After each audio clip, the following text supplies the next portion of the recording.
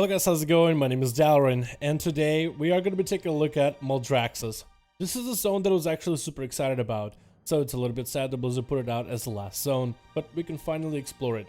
And a lot of this recording footage that I have from the very first few days of exploring Maldraxxus and the zone, but it's such a memorable zone and so well put together that even if this footage is quite old, it's still fresh in my mind. The storyline and everything you do in there, and I'm not going to make this video too much of a spoiler for what Maldraxxus' story is going to be.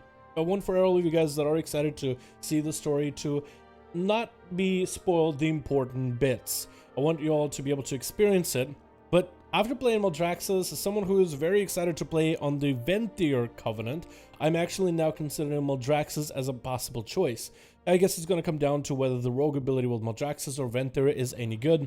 And right now, the rogue Venthyr ability is way too undertuned.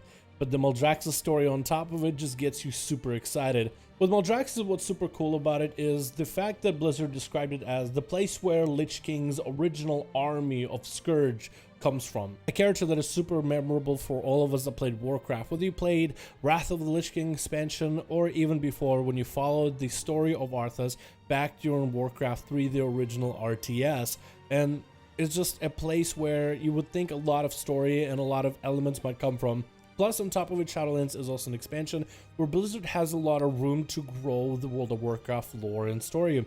This is the time for Blizzard to add extra elements to the lore, extra aspects of the game that we've never seen before, especially when you're dealing with a thing of like Afterlife, the Shadowlands, and how it's represented with the Venthyr and kind of atoning for his sins, the Kyrian for the Eternal Rest, the Fae for the Rebirth, and then of course the Maldraxxus for the eternal fight for glory, for all those that kind of never had their chance in life but rather have a second in the afterlife. Maldraxxus starts you off kind of hardcore from the bat. It throws you into a ring with this constant battle, and you're fighting for glory up until you fight through all the different champions of Maldraxxus. You earn your Covenant ability right then and there, and then the game kind of kicks off. You start off by learning that there's multiple houses in Maldraxxus, and usually when a champion goes into Maldraxxus for Afterlife, they get to pick out of 5 different houses. 2 of the houses are actually in ruins, and only 3 houses stand, with only 1 house that ends up actually upholding the honor of what Shadowlands Maldraxxus is supposed to be.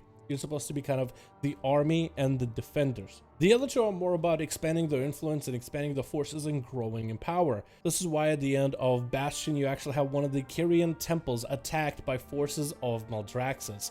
At the time in the beta you thought there's just Maldraxxus self-attack, but you didn't know that there was no inner turmoil. So it sets up the storyline for what you will be doing when it comes to the Covenant storyline of Maldraxxus. I guess in a sense you'll be squashing down those that do not agree with your rule as you're trying to rebuild the Covenants, and you are going to be trying to return Maldraxxus to its former glory, and you'll have a couple houses to fight through.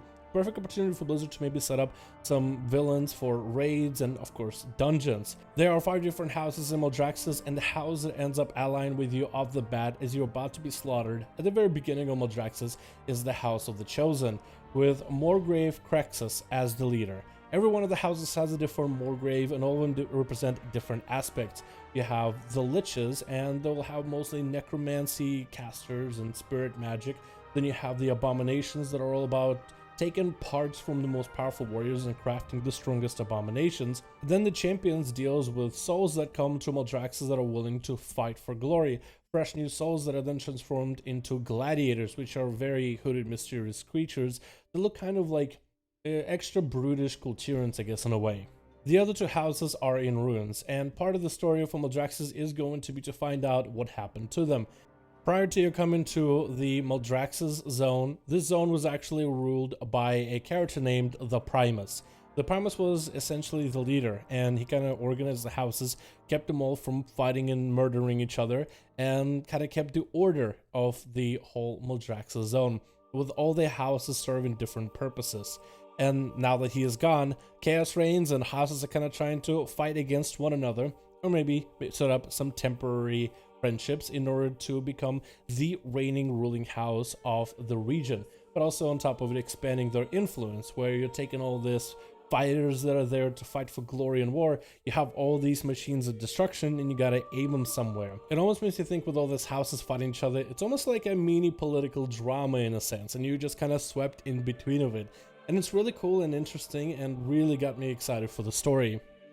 As far as we know, the Primus vanished, but he left a lot of clues to find him, and you gotta rebuild a sword, collect ruins of different households in order to be able to craft together to unlock the seat of the Primus, where the Primus would lead Maldraxxus from the start.